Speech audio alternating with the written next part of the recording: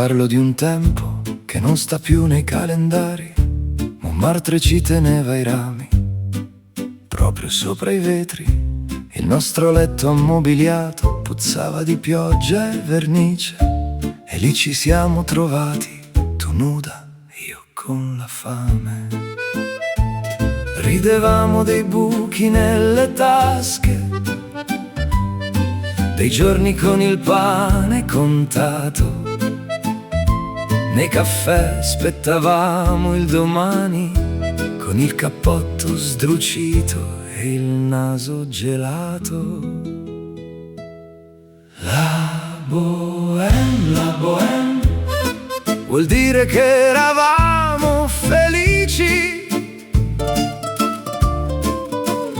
La bohème, e avevamo 20 anni.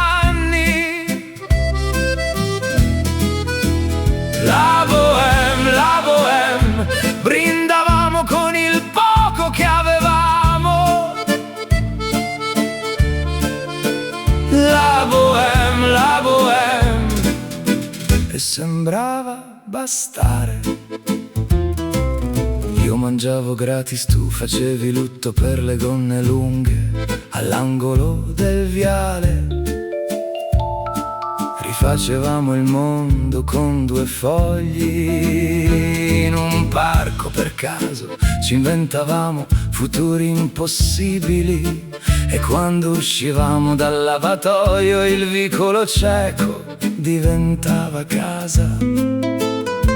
Se la sera portava una ferita, tu eri la prima a farle spazio. Miseria, lo dicevi sorridendo, e io scrivevo versi sul davanzale.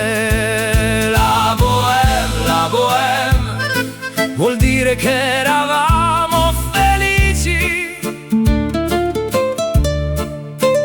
La bohème, e avevamo 20 anni.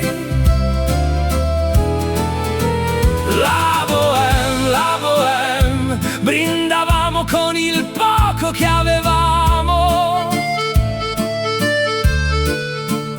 La bohème, e sembrava bastare. Non c'era molto amore, solo una chitarra storta e un pane duro. Ma nelle notti tenere ci pareva il mondo meno scuro. La bohème, vuol dire che eravamo felici. La bohème,